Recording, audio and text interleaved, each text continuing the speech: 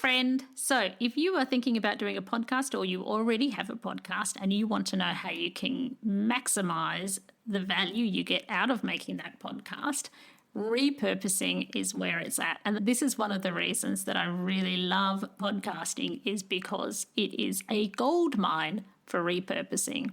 So if that's what you want to know, that's what I'm covering today. Stick around to the end. Welcome to Magnetic Pod. If you are looking to attract your soul clients while doing the work you love, this show is for you. Hi, I'm Olivia D'Souza.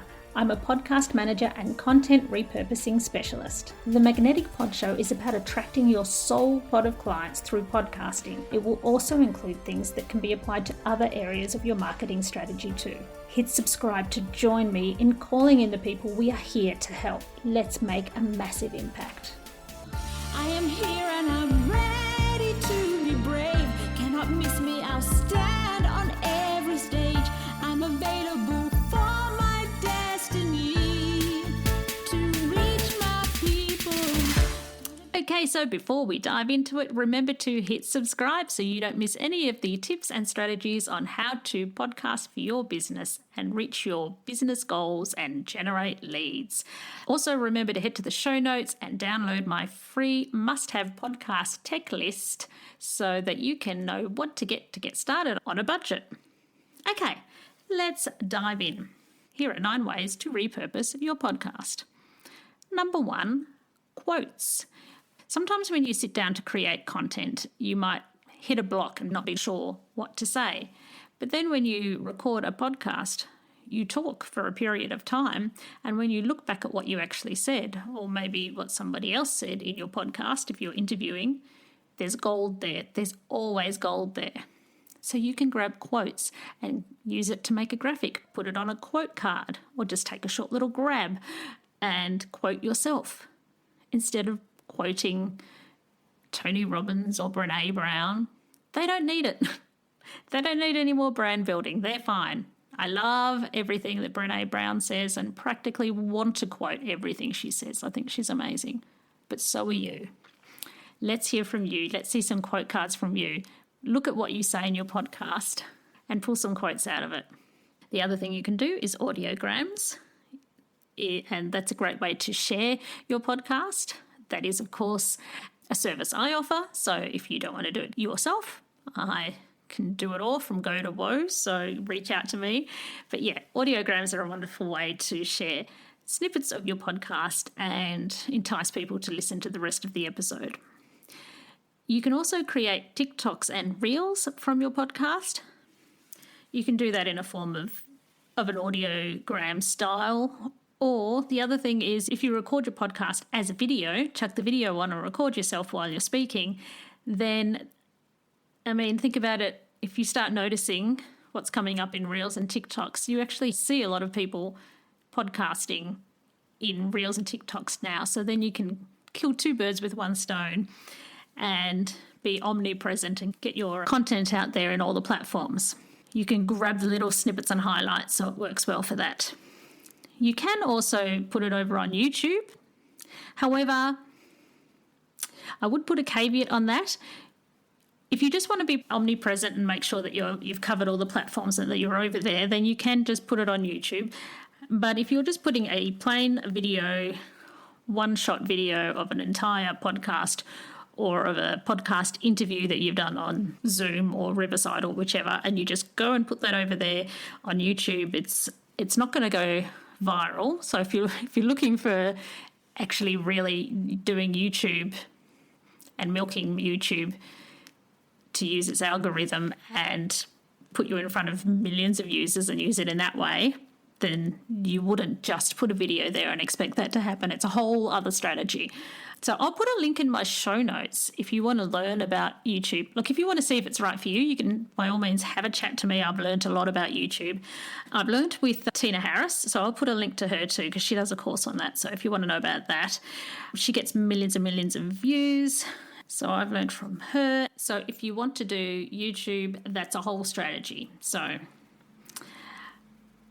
And it depends on the kind of podcast you're making. For example, the kind of podcast I make, I think actually would suit YouTube. So at some point I may do that. But it depends on your niche and what you're making. You might want to do just highlights for YouTube. So just reach out and have a chat to me if you want to know a bit more about that, or click on the link if you want to do a whole course on YouTube and learn how it works. You really have to understand it.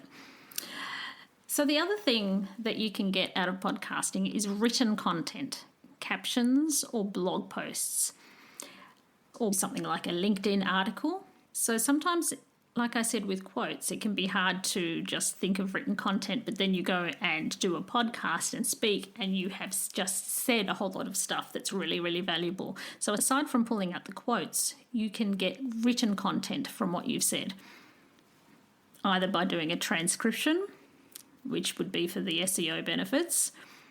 But if you want something that's easy to read, sometimes what we say doesn't translate well to a written blog, but you've said it and then now you've got your ideas out and they can be reformed into a well-written blog post. So you could do that yourself, or you could pay someone like myself to do that. It's a way to extract what's in your head and get it out, and then you can repurpose it into written content.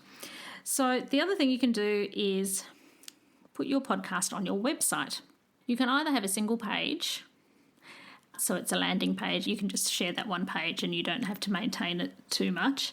But what's even better is to create a separate page for each episode. Why? Because each page becomes a blog post.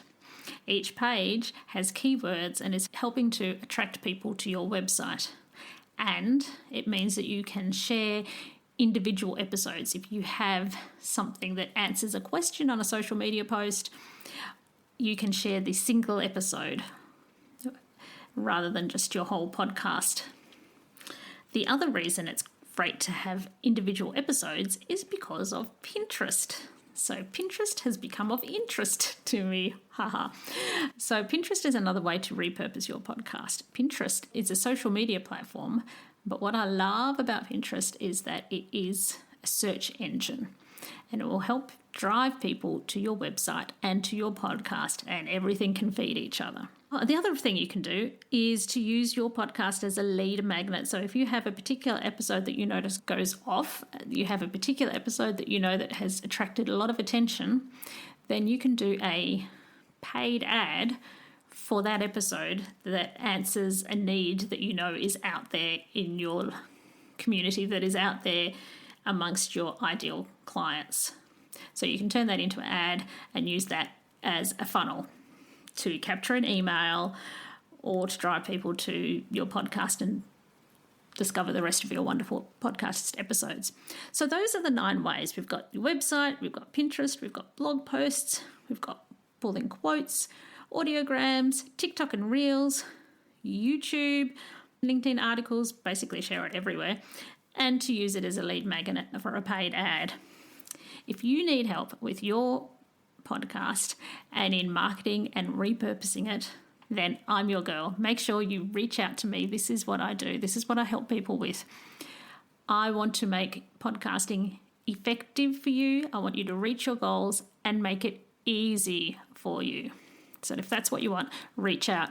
I also run workshops, so I can either talk to you one-on-one if it's about your podcast and that's what you want to know, but also I can run workshops for you. So if you have a membership that you run, if you have a networking group, if you work with entrepreneurs or consultants and you think that podcasts would be a good fit for them and you'd like them to learn more about it, I can run a workshop for your group. So we can organise something and it will be a win-win for everyone. So make sure you reach out and ask me about that. Also remember to get the must-have podcast tech list in the show notes so that you can get what you need on a budget and get started. Make sure you hit subscribe and I'll see you in the next episode. Bye. I am here and I'm ready to be brave. Cannot miss me, I'll stand on every stage. I'm available for my destiny to reach my people. Gonna be a star, so if you pass on me, that's a shame for you, but I'm Hello, it's Livy here. Have you ever wondered about what the key elements are that make a podcast truly stand out? Or maybe you're thinking about starting your own special podcast and feel a bit overwhelmed and don't know where to start. Well, I have something for you. Introducing the Ultimate Podcast Checklist. Da, da, da, da.